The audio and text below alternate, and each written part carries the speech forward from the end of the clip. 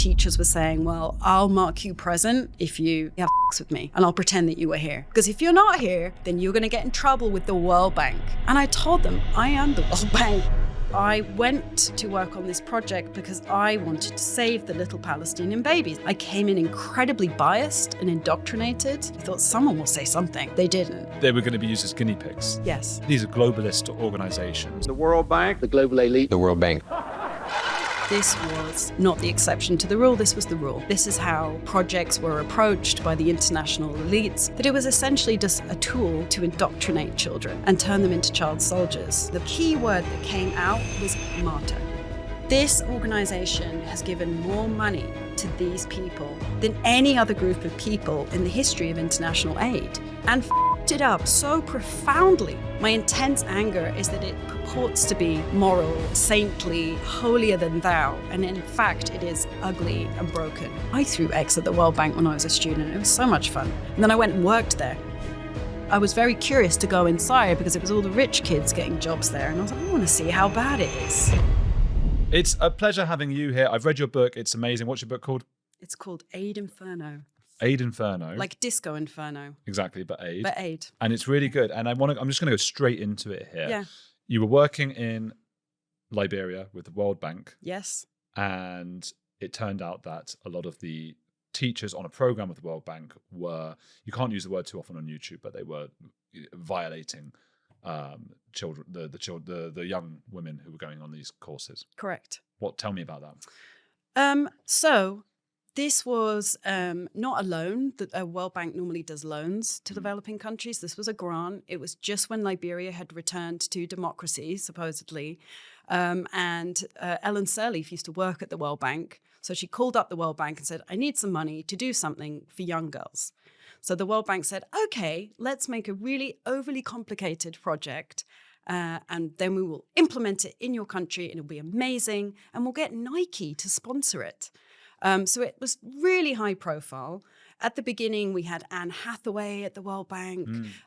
We had Christy Turlington, who's really gorgeous. So they were all there, all the celebs. It had everything going for it, apart from a really stupid design. So it was my job to go and have a look at it and write about what wonderful things were happening for these young girls. But the problem is that Liberia had just come out of a civil war and had been used as a tool of war. And most women at that point had experienced that. They had children from different men. They had children from men they didn't even know the names of. So it was an endemic kind of part of society that had been totally broken. So we should have known that this was going to be a problem. And in fact, we were told by a consultant who wrote a vulnerability report and said, whatever you do, good luck trying to teach girls to catch up 10 years of education that they've lost. But at the very least, if you're going to have them in a classroom, don't put them in a classroom with men. If the teachers have to be men, then you need a woman supervising. You need a creche for the babies. Bottom line, this is what you've got to do.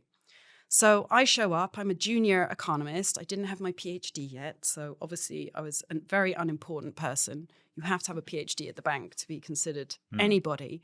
And I started visiting the schools. And all of the girls told me, we sat there, it was very matter of a fact. And they just said, yeah, my teacher is telling me that I've got to sleep with him. Because if I don't, I'm going to get chucked off this program and the World Bank is going to be really angry with me and I'm going to owe them money. And this was the story told to me over and over and over again in a very sort of, as I said, matter of a fact way, because it had been sort of part of their life experience. And these were 15 to 21-year-old young girls. And it was just, absolutely, obviously, horrific in its mundane occurrence. They thought that they would get in trouble with you guys if they didn't do it or whatever. That's what they had been told by the teachers. So the program was designed to teach these girls vocational skills. And someone had the bright idea, probably at Nike, that they shouldn't be doing cleaning or cooking or, working in hotels. They had to do like boys' jobs, like electrical engineering and fixing cars and painting. So they had been corralled and put in this program to learn these skills. And for some reason, they had not found female teachers to do this, even though the whole point was to create jobs for young women. And so it was just a perfect opportunity for them to be preyed on by these teachers. And in fact, when I went to talk to the girls, the teachers themselves were like touching me up.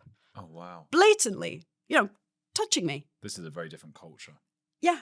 And, it was, I talk about in the book, people had been so broken by so many years of war, they couldn't really communicate with one another anymore in, just simple language. So you try and say something and someone would respond like, you what? Like you wouldn't say, there was no pleasantries anymore. There was no, how are you? There was no small talk.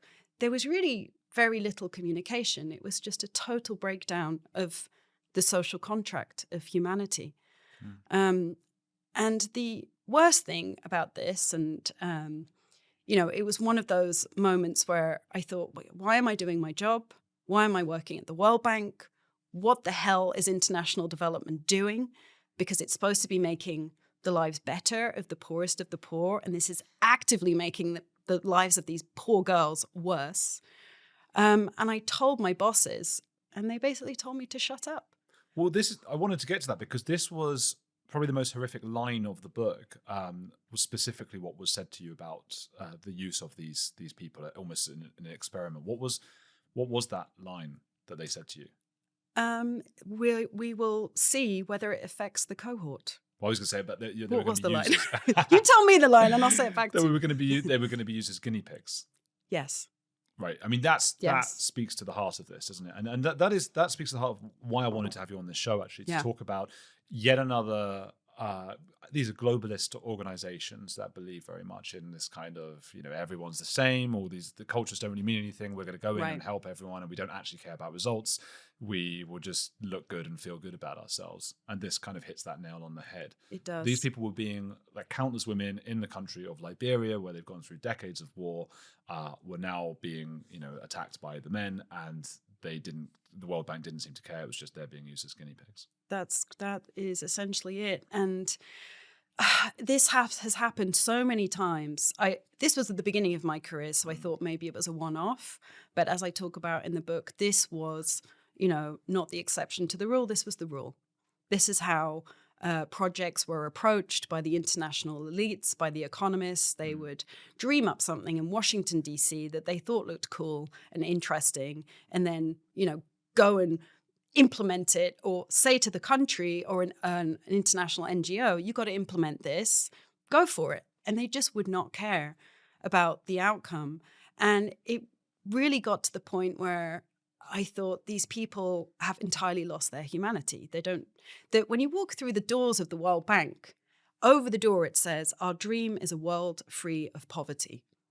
It's beautiful. Who does not have that dream? Who could dispute that? It is everybody's dream. But the reality of what they were doing was basically, experimenting on poor people. And if you think about, if we did that project, I'm from Norwich. If we'd have tried that project in my neighborhood in Norwich, we probably would have had similar problems, maybe not to the extent of, but you cannot have male teachers, unsupervised, only male teachers with very vulnerable women. We have safeguarding, right? We have interviews for teachers. We have all of this infrastructure to protect children. And the World Bank just didn't care about it. And it was really, it was one of those times, very rarely in my career have I cried, maybe like 3 times, because you got to keep a stiff upper lip. Otherwise it's like, you can't handle it. But I wept in frustration and guilt that I couldn't help these girls. I reported it to my bosses. I reported it to the boss of my boss. I went to the president of the World Bank and sat outside his office. I wrote about it. And eventually it was clear that I would probably get fired if I just kept pushing and pushing. And so I just had to leave it. And I still feel very guilty about it. It's absolutely crazy what was going on. Yeah. Although I would say actually, though, although perhaps not Norwich, I think that has happened in the UK under another kind of very similar globalist umbrella with the grooming gangs. This was Yes. multiculturalism was the idea. Yes. Instead of help the poor or whatever, this one was multiculturalism. And again, it was an experiment, and they were guinea pigs, the people in Rotherham, Oldham, and all of those It's a very places. interesting parallel, and I think it comes from the same sort of weird place of let's not say anything because we have a dream of multiculturalism, we have a dream of international development, and we don't really want to know about the details of it because that's going to disturb us and make us look bad. We are the good guys. I say at the end of the book, I would like to work for Big Tobacco at this point because at least they're honest. It's like, well, smoking kills you, but can you please still smoke? Yeah. My anger with the World Bank, which is the mothership of international development, which is why I pick on it, because it explains everything. Everything comes from it. My intense anger is that it purports to be moral and saintly and holier than thou, and in fact, it is ugly and broken. And that it could be fixed. So, actually, these kinds of things. I don't on this particular show. We don't usually go too much into the details of the economics and things because I think they're boring. Well, yeah, exactly. I'm a cool economist. Come on. So explain to people listening and watching who didn't do economics A-level, GCSE, what is the World Bank? Can you do me a favour? If you've watched before and haven't subscribed yet, subscribe now. It's free and it really helps. So the World Bank, and by the way, I didn't know about the World Bank. I met someone, I was backpacking around Peru. I went on the roof of my hostel to have a cigarette and I bumped into someone who was like, you should work for the World Bank. You should study economics. Because I did languages at university. I didn't know what to do.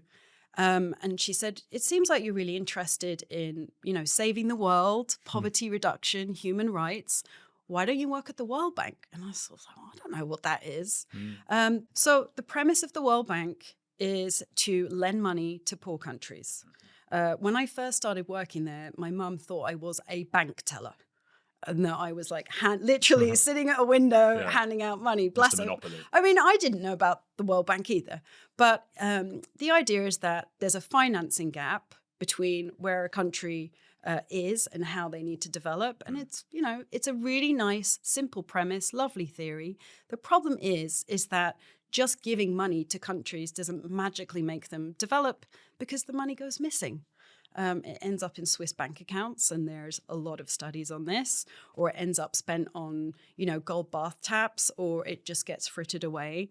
And so all of the lending over 80 years has not resulted in countries developing. In fact, China has pulled more people out of poverty than any other country in history most recently, and it did it without the World Bank.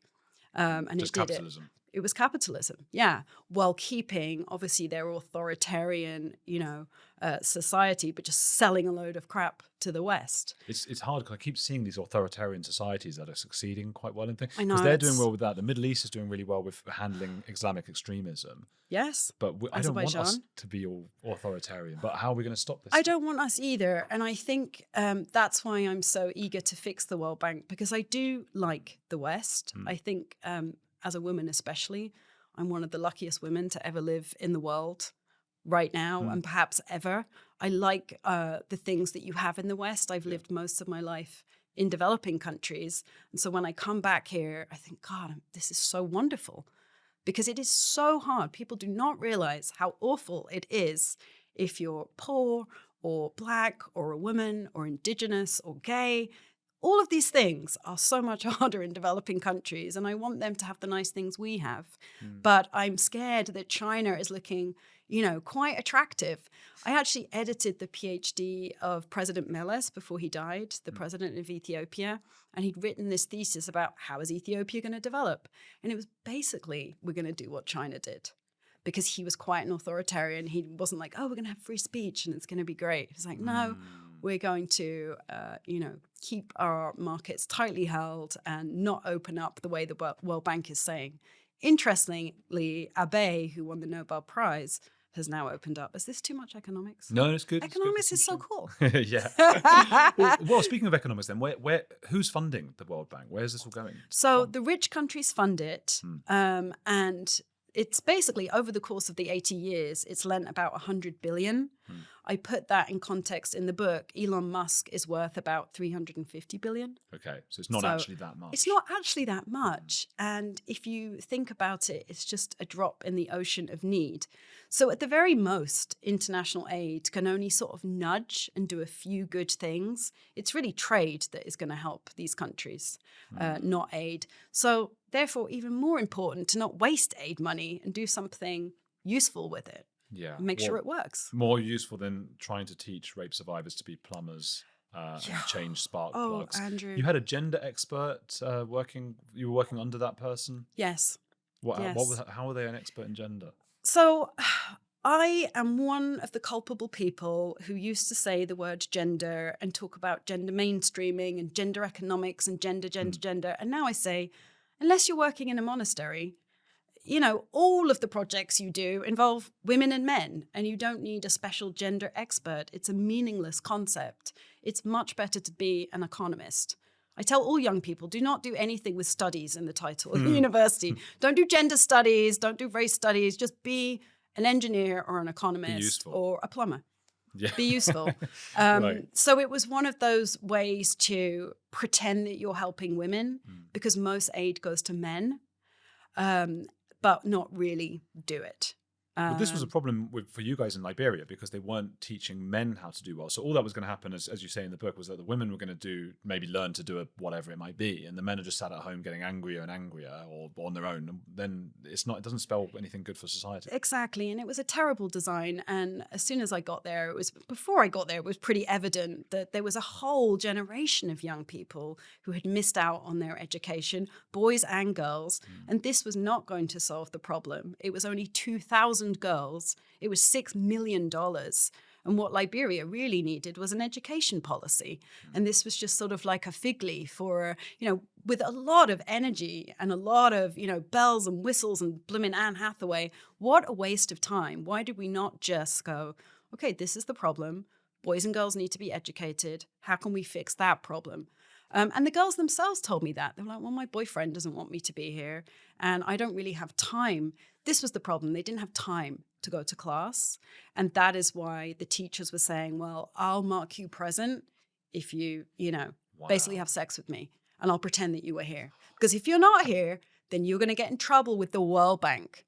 And I told them, I am the World Bank, and you're not going to get in trouble. Yes, I'm about to compare a VPN to wearing trousers. Because a VPN is basically, when you go out into public, you keep your important stuff private. It encrypts your internet connection so your online activity is blurred out. I use Surfshark. I stick it on the second I'm on public Wi-Fi because I'm not handing over my email and banking logins to whatever router is having a bad day. Also, it's handy when you want to browse as though you're in another country, so you can watch the football you've paid for while on holiday, or browse the films from around the world. And Surfshark's great because one account works on unlimited devices: phone, laptop, tablet, even your smart TV. They've got over 4,500 servers in over 100 locations. And if you get stuck, there's 24/7 support. If you want extra protection, Surfshark One adds things like antivirus and alert. Alert tells you if your email ever shows up in a data breach. Get the deal at surfshark.com/heretics or use code heretics for 4 extra months free on a yearly plan. And there's a 30-day money-back guarantee, so try it risk-free. And when I told my boss, the gender specialist, that we should probably give the girls money to go to class, like a cash transfer, she said, oh, no, that will skew the cohort. You can't do that because then people will go to class who don't really want to be there. Bear in mind, this is a woman who had all of her education paid for with scholarships. It was okay for her to have a cash transfer, but not the poorest of the poor girls. It was just a ridiculous design, clearly dreamt up in a boardroom in DC that had no applicability to the real problem on the ground. And that's something that's happened very often in international development. I would say USAID, that people know about, dramatically was closed down by the Trump administration, by DOGE, taken out. I'm one of the few people, I think the only economist I know, who said, I'm really glad it closed down. It really wasn't doing much. And it's not because I want the African babies to die, Andrew. It's because they weren't getting the money anyway. Yes, that's what I gather. They weren't getting the money. A They lot of really Africans weren't. have said we weren't getting the money. Listen to the Africans. We don't care. LinkedIn, I love LinkedIn because it's full of people with jobs that The worst probably people in the be world. obsolete, Yeah. in like 5 seconds. So there's lots of, pearl clutching on LinkedIn. But if you listen, I keep posting African colleagues saying, we're actually quite glad they went. They were not giving us enough money, but they were coming in and arresting our development. We want to decide what we do with our health and education. The back of my book, the quote, my favorite quote is from an Ethiopian colleague. And he said, I don't need Karen from Iowa teaching me how to grow teff. What's Teff is the thing that they grow in Ethiopia and they make injera out of Right. it, their bread. So it's basically saying, we don't need you coming with your advice and your sort of holier than thou. Oh, we're here to save you.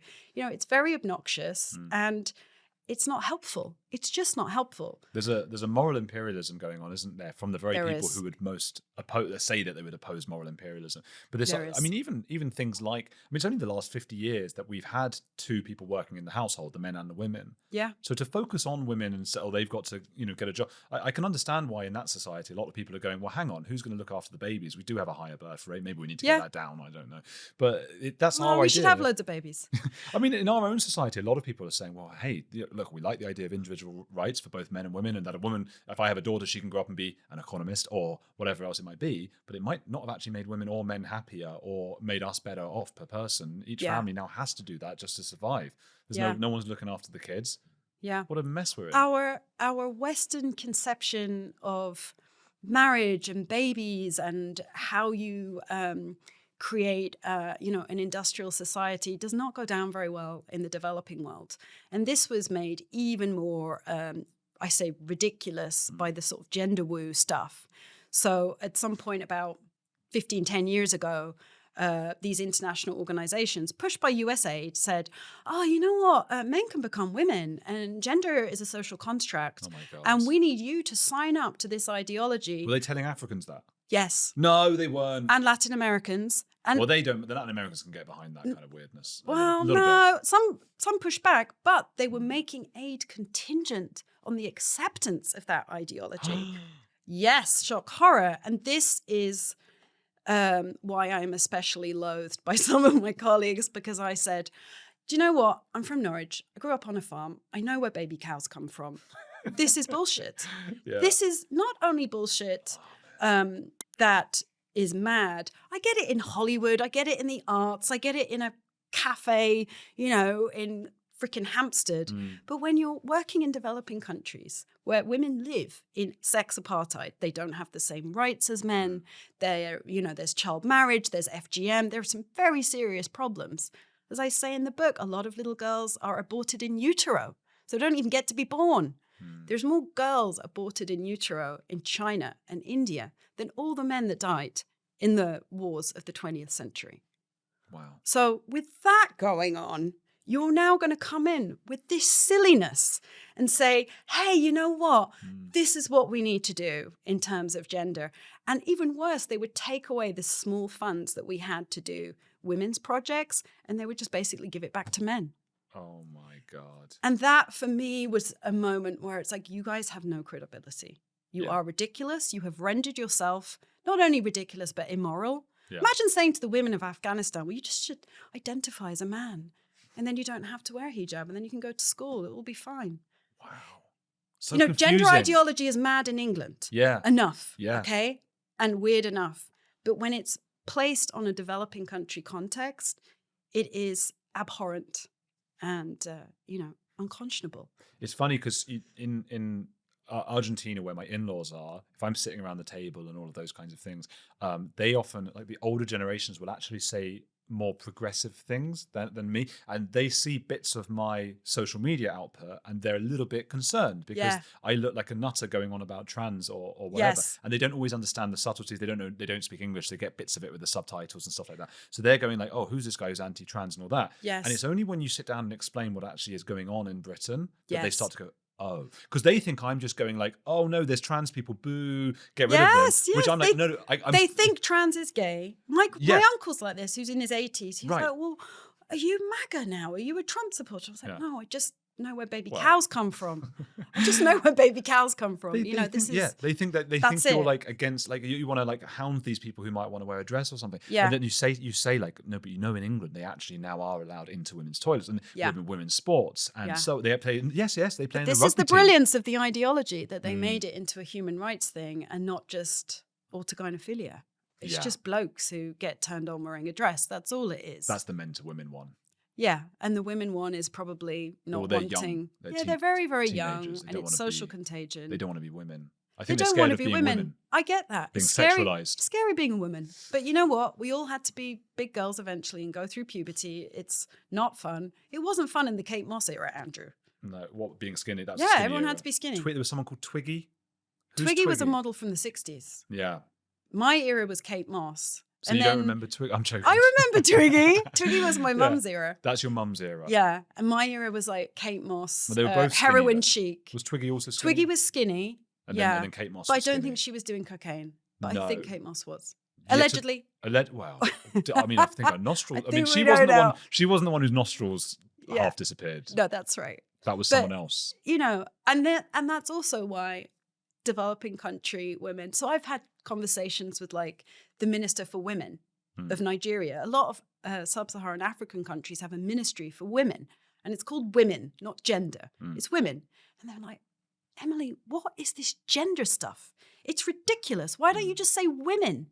Why are you kidding me with this? It renders it even more stupid than before. And you can't talk about economics or development or poverty reduction, or there are some great things you can do for women, like educate them, give them Tampax at school, make sure they have a bathroom, some really basic things that you could fund that would be helpful. But all of that goes out the window with this. Make sure there's enough Tampax for the men as well. They definitely need lots of Tampax. It's completely insane. And so so it's the World Bank, it's the IMF as well, the International IMF Monetary as well. Fund, which I was just, at first I was like, oh, that's the difference between the two. And then I was reading them just synonymously because I was just like, those are the two finance things. But there are other things like this in the world, which you would be aware of as well, even if you didn't work inside them, like Yes. Oxfam, for example. Oxfam's very naughty. Yeah. So what is it about the mind of these people that, at least at Oxfam, for example, they admitted eventually there was a pressure for them to call Israel, what's happening, Israel, Gaza, Yes. a genocide. Yes. And to do all these kinds of things. Well, really, they're just supposed to be helping people. Well, Andrew, this is another reason why I'm very naughty and I am a heretic. I'm probably on your show. Good. Because I wrote about working with UNRWA in my book. Yep, which so is, first of all, for gender those who woo, don't know. naughty. Second of all, UNRWA is the UN agency that was set up to help resettle so-called Palestinian refugees. Interestingly enough, there was a similar organization set up simultaneously almost called UNRWA, which was to resettle South Korean refugees, 1.5 million of them, so almost 3 times as many, and it shut down after 3 years because they got resettled. So What was happening to South Koreans? The ones in North? after the war, after the Korean War, there were so a lot not- of not now? refugees. No, simultaneously with UNRWA. So UNRWA was set up after the formation of the State of Israel. Oh, I see. It goes Right. back that far. I It didn't goes realise back that far, Right. yeah. Okay. It goes back to the Nakba. Okay. But so also to put this in context, I was very lefty. I'm Labour, working class, Norwich. I wore a keffiyeh to school way before it was cool. And so went to work on this project because I wanted to save the little Palestinian babies. Of course I did. That's what I had always wanted to do. And when I worked with this agency, it became very clear very quickly that it was essentially just a tool to indoctrinate children and turn them into child soldiers. The chapter in my book is called My Brother is a Martyr, My Cousin is a Martyr, My Uncle is a Martyr. So we did thousands of interviews with young kids in Gaza and West Bank. It was my job to code them. And that means you have to pull out the words that are used most often so you can get a picture of what's going on. And the key word that came out was martyr. Wow. Not, I want to be, doctor when I grow up, or a lawyer, or I'm doing this or that. It was martyr, martyr, martyr. I actually coded it over Christmas. This was the second time I cried in my job and thought, this organization has given more money to these people than any other group of people in the history of international aid. So if the business I'm in, the aid business, has given all of its resources to this group of people and fucked it up so profoundly to the point that it is indoctrinating children. What does it say about the rest of aid? And as you know, in the news, it's always Gaza, Gaza, Gaza. Meanwhile, there was a civil war in Ethiopia with 500,000 people massacred in Tigray. There's a genocide in Sudan. Nobody said anything about Iran. Gaza and West Bank. Nigeria, we could go on and on. But this is the instance that gets all of the attention, all of the aid money. Why? Jews. Is that it? I think it is. Listen, mate, I'm Catholic, okay? Yeah. I'm British, I'm Catholic. I have no dog in this fight, supposedly. Yeah. But I, as an economist and as a human, I saw what was going on. I came in incredibly biased and indoctrinated. And I had to rethink the entire understanding that I had about UNRWA and the Palestinian issue. And I came to understand that this is actually arresting the development of Gazans and the people of the Arabs of Gaza and West Bank. It's not helping them. It's not helpful to be a refugee for 80 years. It's not helpful to inherit your refugee status. No other refugees inherit their status. So what would the alternative, what should be happening? They should have been resettled. Where? In the 50s. They were resettled. That's it, the end. If you were living somewhere. So UNHCR, right, which has a much smaller budget than UNRWA, is the UN agency for refugees. And they have an understanding that you either go back to the country you're from or you resettle. And if you resettle, you are no longer a refugee. We're done. Yeah. And that's what happened with the Koreans. They resettled. They got on with their lives. That's what happened with the Jews from the Middle East. They all got booted out and they ended up in Israel and they went, oh, okay. There wasn't an UNRWA for them. For those, millions who got booted out of Iraq and, all of the countries that they were pushed out of, and they just got on with it. So it was a sort of terrible tool to keep this animosity alive. And, it's not good for Gazans. It's I work with Gazan NGOs. It's not that I'm now over here and I was over here. I work with people who want to build peace. I worked with gay men who were killed in Gaza, who were part of the movement, we want to breathe. We want to be free of Iran, our Iranian overlords, not the Jews. Because remember, the Gazans were being helped by their Jewish neighbors. Along with the school children that we interviewed women and the way that women are treated in Gaza, the domestic violence levels, the lack of any kind of agency. A lot of them would run to the NGOs in Israel, those same communities that were attacked on October 7th, and they would go there to be saved. It must frustrate you so much seeing, it's just, and you know what's the worst is you see these guys like the Manchester City boss, Pep Guardiola. Yeah. And the thing they always come out with is, and no one's allowed to talk about Gaza. It's are the you only kidding? thing anyone talks about. Yeah. And look, it's not like the Israelis are the ones who wanted to, they would be like, let's not talk. So it's not them pushing it, the Jews who own the media, apparently. They're not the ones. So if it's the only thing they Jews talk about own all the media, I think that we would have a better media and we wouldn't have Qatari-infused universities. Yeah, well. But it really is, it's an interesting story. And I have to say, I played into it because in order to get publicity for my book, I knew the two hot button issues. My book is about international aid, why it doesn't work and how we could fix it. I think that's interesting. But I do understand that some people might not find that interesting. And so it's Gaza and its gender ideology are the two things I've published separately so people can read them for free on the internets. And the UNRWA thing is very emblematic of how broken the system is because you poured all of your resources into this tiny little area. And, it's not very big, the population. And you couldn't even fix that. You couldn't even fix that. It's unacceptable to me. So what do we do then as organizations if we do have these kinds of organizations that help others who are not doing as well, if money is not helping? I have a very simple solution. The catchphrase of my company, which is called Solution 42 from Hitchhiker's Guide to the Galaxy, is simple solutions to complex problems. Just nuke everyone. No, darling, no. I think we need to go back to factory settings. So at the beginning, the World Bank was pretty good. It helped a little bit rebuild Europe. There was about 40 people who worked there. There's like 10,000 now. And they did pretty simple projects for infrastructure. So I have a little Venn diagram. I love Venn diagrams. And it's 3 things. It's what do countries want? What can the World Bank do well? And we have 80 years of history, remember? And what can be transparent? And mostly that's infrastructure. And because it's not that much money in the grand scheme of things, I say you should only do 3 projects at any one time in any country. I mean, you've been to Latin America. You have seen the dregs and the carcasses of the metro systems that the World Bank lent for that never got built. I think the English made the ones in Argentina. They made the trains, right? Does it have a metro? I can't remember. Yeah, in Buenos Aires. Buenos Aires I think it was us. Maybe I was on it. Did that, Maybe I yeah. drank too much. Can't remember.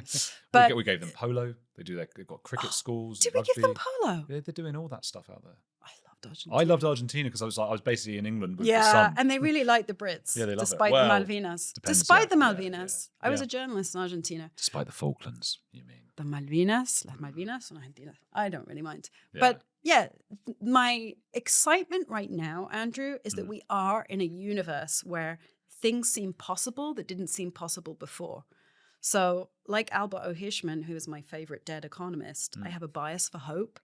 I do think these institutions can be fixed. I don't think it's that difficult. America and a couple of European countries one day over a table like this could just go, yeah, you know what? The World Bank is dysfunctional. Maybe we need to change the way that it functions. Just take out all this stuff, get rid of these people and just do this. You could do that in a couple of hours. It's not that difficult. And that's what Doge did. Yeah. And I found Doge really exciting. I had a strong sense of, schadenfreude, where everyone was like, oh my God, all my people, the people in Washington, D.C. in the Beltway were freaking out. But my clients in Sub-Saharan Africa and Latin America were like, yay. But so Doge, that was like a way to stop the waste. Yes. But they weren't, as far as I know, or were they? They weren't thinking of new ways to help developing countries. Or I mean, not to suggest that that's definitely what we should be doing anyway. That's a moral decision in itself. So Doge took a lot of the programs from USAID out. It got rid of them, but there's still a lot of money that it just put under the State Department. And that is what England did too with UK aid. That's what Canada did. France is cutting aid. Germany's cutting aid. So we're kind of going in this direction anyway. There's less money. It's getting consolidated. And so it's a good moment to think, well, aid 2.0, what should it look like? How should we do it? And I think that we could definitely do some sensible things. So I'm going to put this to you. I know nothing about anything, but I'm just going to give my opinion about why that won't work. Yes. Because okay. and nothing will work. Not that there's an alternative that will work. Yes. Because the kinds of people that are drawn towards organizations, just the people working every day, it's the same in politics. Yes. You know what I'm going to say. Yes. That they are the people that are always going to go for this kind of moral imperialism. They're always going to go for the latest trend in terms of whether it's trans or whatever other mental thing. And they're never going. What you need is a bunch of people who are just, well, I'm just doing this as a job. Yeah. And I just want to do what's the most effective. Basically, an autistic center-right person, and they're just not attracted to those jobs. No, I don't think so. I think you're wrong, because people respond to the incentives that are in place in an organization where they work. And most people in international organizations, and I was waiting for someone else to write this book because I thought someone will say something. But they didn't. Nobody said anything, so Yeah, I had to exactly. write it. Sorry about that. But it's because they have families, they have mortgages, they're maybe not as feisty, they're not from Norwich. I don't know what it is. But they agreed. Did you find others who agreed with you? Many people have agreed Okay, with because me. that's my concern. Most people agree with me. Okay, I have a few nutters who don't, but the vast majority of people in my field, and the story of my sector, development economics, is that people agree with me. I'm not the first person to say this. Lots of clever people have said this before me in a much more serious fashion. My book is supposed to be funny and interesting and accessible to anybody so that I can explain this to, at a bus stop, because I think it's also, too elitist. But if you change the incentives then and took it back to factory settings, remember, this is not doing something new. This is doing something that it used to do, like the Marshall Plan. The Marshall Plan worked. It was very simple. It was like, okay, we've got to rebuild France, got to rebuild England. We're going to lend you some money. You're going to build the bridge, the end. Just keep it really simple. And if you had it, every country would have a website where these are the 3 projects that the World Bank are lending for. How would you decide what those 3 projects were? You could have a show like this where you have the cleverest people sit and have a panel discussion and then people vote. They always vote for gender stuff. I mean, they just always will. No, they don't. Someone hate it. always gets in charge of one of these bureaucratic establishments. Yeah. I was thinking, as you know, you were saying that at the World Bank says, what was it? We want to feed the poor. We're going to help the poor. Our world is a dream free of poverty. It's like Michael That was Jackson lyric. Yes. While he was out fiddling. And don't ever go at me, everyone. I don't know if Michael Jackson did it or not. A lot of people get very angry if you say. Well, he would be Michael great at the World Bank. He would fit in very well. Well, there you That's go. all I'm saying. So, I mean, I spoke yesterday at the European Parliament. You get Did there. you? Yeah. It's Well pretty cool. done. And then you look up and you see on big writing there, democracy in action in the city that, along with a few others, that has probably been completely changed more than any other. Yeah. Because of something that no one voted for. Yes. So yes. you're looking at that going, oh, piss off. There's always people at the top who go, oh, that's what we have that's our manifesto, that's who we are. Meanwhile, the complete opposite is what's actually happening in the city. Especially in that, is it Molenbeek or something? That's the bit in Brussels, that's like the neighbourhood. It's it's a Flemish name. Oh, right, yeah. Who knows Flemish? No, I hear what you're saying, and that's why I think you just have to have not that many people and a very limited set of projects that are highly visible. And that's the transparency part of that Venn diagram. So if something's very transparent, one of the reasons why the World Bank is so dysfunctional and so, hiding in plain sight, everybody knows it's dysfunctional. Lots of people have said this before. Any development economist worth their salt will say the same thing that I'm saying. But it's just managed to sort of go on because it's this big Christmas tree of things and baubles and lights. And if you cut it all back and make it really simple, it's much harder to hide the dysfunction. And that's what they've got to do, just make it very simple. Now, very clever, overly educated people don't really like that. But tough shit, this is not their money. USAID was US taxpayers' money given to poor people. World Bank loans, it's not a gift. It is a loan taken out in the name of the poorest people on earth. It is incumbent upon us, the people giving those loans, to make sure that they benefit from it. Yeah, because we're indebting them. They always pay back, apparently. They have to pay back, because if you don't pay the World Bank back, you won't get money from anywhere else, because these are cheap loans, they're concessional. That doesn't mean that it's not still money and you should waste it. It just means it's cheaper than if you went to the market. I guess I'm concerned about what you call mission creep. Yes.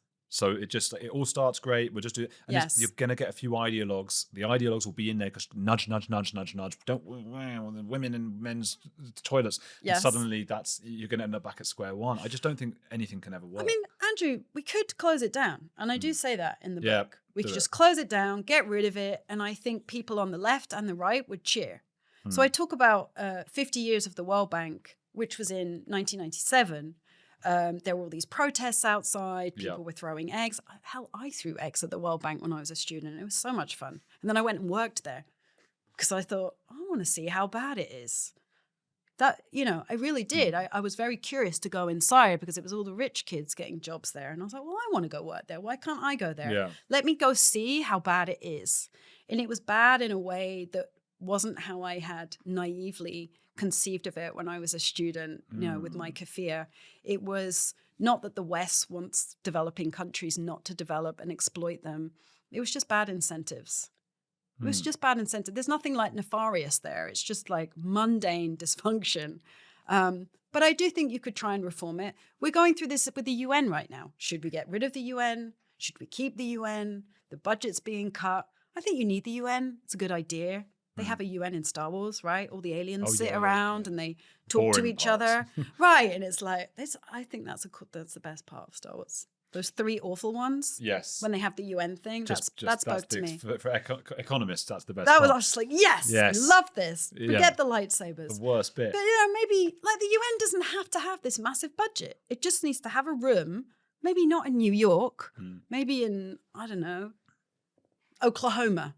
Put them in Oklahoma, let them all sit there and talk to each other. That's a good idea, that there's one place where every country talks to each other. Yeah. And it's the same with the World Bank. It doesn't have to be dysfunctional. It could be a good idea that you have a place where poor countries can get cheap loans. Sure. There's nothing wrong with that. and that's it. That's it. Yeah. You know what was interesting as well in your book? You spoke about this, that wealthier countries, the people in them have this luxury of caring for the poor. Yeah. That's not inherent to humans necessarily, I don't think. Yeah. And I noticed that, I mean, before I lived in Argentina, I was in Colombia, and I remember being there Yeah. where I was shocked because I was this young, like you're talking about yourself, ideological guy, Yeah. probably, whatever, just like, we got to help everyone. And the way that they would say, like, don't go to that market, that's where the poor people are. Yeah. And I thought, wow, people in England would never say that. They would actually be going there and having, like, gentrifying it with like some beers and some special craft ales and things. In Peru, it's like, sácame chiquillo de mierda. Yeah. Like if a little kid comes and begs to a rich person, they're like, bugger off. Which English people are brutal. They're thinking, but they wouldn't ever say it. Well, we were like that. If you read Charles Dickens or, Thomas Hardy, that's how we were. That's why my job is fascinating, because it's like time travel. If you want to go back 200 years, go to Latin America. If you want to go back to the Middle Ages, go to Iran. Yeah. And the way that we think about, the extremes of wealth really is very bad for human beings, because if you're very, very rich, you really don't give a shit about poor people. And I've seen that. The worst people at the World Bank are the people from developing countries, because they're elites and they don't care. Compared to the rest, so it's that relativity. Not when I worked at the IDB, which is the regional bank for Latin America, none of my colleagues would ever even say the word poverty. Wow. They just were like, ugh. You know what, as Gross. well though, because of globalism and it's all happened so fast, I think that's a really good point you make about Iran being in the Middle Ages. The Latinos are sort of 200 years behind in some respects, and yet they all have iPhones and all these kinds of things. It's very weird, yeah. So again, when I first got to Colombia, it's like, it's not just that they don't. It's the culture doesn't have time to develop as quick as the tech and what they're seeing on Friends, on the American sitcom, and so for like phones, they don't have that culture of, I know we're a bit bad at it as well, but they don't have the culture of like guys just sitting at dinner together. Like maybe don't. They're just sat there all on their phones, all taking photos, all doing this stuff, like 50 times more than the worst kind of place in America where they do that. But the idea, Andrew, is that they can leapfrog and they don't have to have the industrial revolution that we had in England, where maybe they do, because maybe culture life takes expectancy went down in England when we had the industrial revolution. We put a bunch of kids in factories and got their fingers chopped off. Yeah, that was bad. Our industrial revolution was brutal. I'm not suggesting they go through that, but I think it is a shame that they don't have the time for the culture to catch up. Yeah. And then we bring them into like this country, and we expect them to immediately, within one generation, catch up. It's ridiculous. Yeah. But also I ponder a lot about why is it in this, in the West, that the rich people began to care about poor people. And it's my contention that it was World War II. And it was the threat of, communism and Russia. It wasn't altruism. It was, okay, we got to come to some kind of agreement. All right, we'll give the men who fought in World War II, we'll give them the National Health Service. That's why Churchill lost, because Churchill did not want a National Health Service. He didn't want that redistribution. But we got it because people were scared that it would be worse if we didn't do that. And they just haven't had that. Wow. And I wonder, I live in Central America, in a country I probably can't mention, but the extremes of wealth, Latin America is the most extreme region in the world in terms of the Gini coefficient, the distance between the rich and the poor. It's not Africa, it's Latin America. And I see it every day, rich people just not caring at all about their countrymen and women. They don't want to pay their taxes. They think poor people are lazy and stupid, and they just don't have any feeling of this is our society. It's so weird when you live there, isn't it? And like people who you see as like maybe the middle class, but I guess, as you say, in that country, they're the upper. They've all got like a separate door for the cleaner. They've got a separate part of the house where the cleaner lives. Yeah, a lot they do. But I thought the bit through the door is like they can't even walk through the door. The back door. Yeah, they got to go in Peru. They used to make their nannies wear these like baby pink outfits. I always remember this time where I went to this. They love you in Peru if you got blue eyes. They were like, "Oh yeah, you're like us." Right. And I just thought, I'm so not like you. I don't understand anything of your world. The rich people. The rich Peruvians loved me, and they would invite me to their awful parties. And they would have their maids like peeling quail's eggs. And then the rich Peruvian women, who are gorgeous, would not eat anything because they have to stay skinny, because otherwise they're not going to get a husband. So the women have no power. It was just extremely... it's grotesque. But it's grotesque. There is a grotesque aspect to extremes of inequality. It's not good for anyone. It's like the Great Gatsby. It was people living in that way, and everybody having affairs, or everybody's husbands and wives. They just had too much time on their hands. They were very well educated, but they just had no incentive to do better. And there was this horrible seething resentment of the masses, looking up at what they wanted. It's really unhealthy. We see that as well with that. Like, a lot of people have come to this country from other cultures, because Asia and places like that. And I've had that before, where like we've had like a cleaner or something who's talked about being a cleaner in the household of some South Asian people in the UK, and like it's just a horror show for them. They're treated like slaves, basically.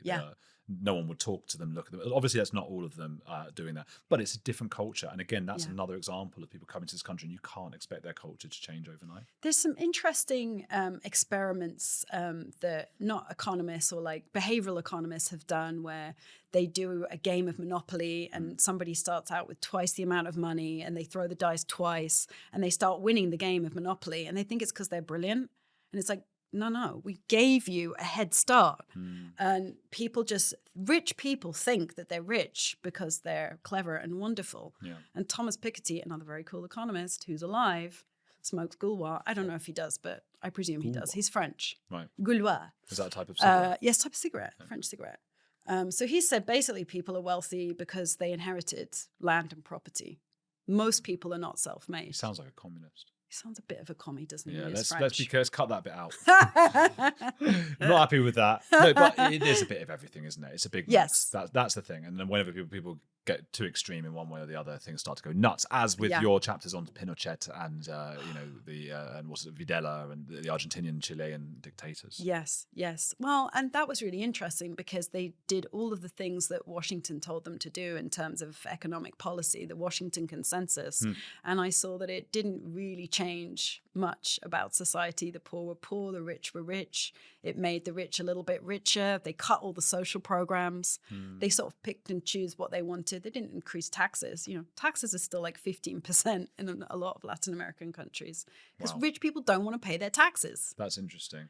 It's hard. And then because I'm so behind sort of what Millet's doing, and Musk, you were behind what Musk was doing. He's an economist, Millet. Yes. And he's got sideburns. He's done so much for my profession. He's got a chainsaw. He swears. He plays video games. Well, and more importantly, he has reduced inflation to the lowest point in 100 years. Finally, Argentina is a functional economy. But isn't he doing similar things, and isn't Musk doing similar things to what Pinochet and Videla and other dictators on the right were doing? Yes, they are, but without the murders.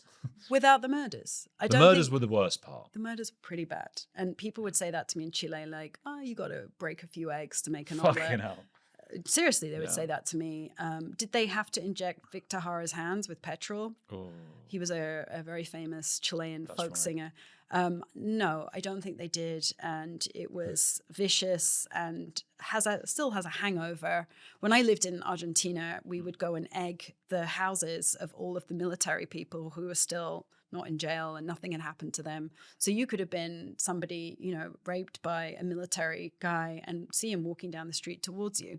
There was no sort of, nobody went to jail for that. Yeah. They tried, but they didn't. People know about those families, though. Yeah. But I also think that it was a process that Latin America went through. It was part of that, you're saying, just let these countries figure it out. It was part of their, how is the left and the right going to work together without killing each other, without going to these two extremes, without having a revolution? How are they going to come to some kind of compromise? And they're still in that process of compromise. A lot of Latin American countries. Chile now has gone right again, which is interesting. Ecuador has gone right. Colombia will probably go right. Petro is very interesting in Colombia. He was a guerrilla.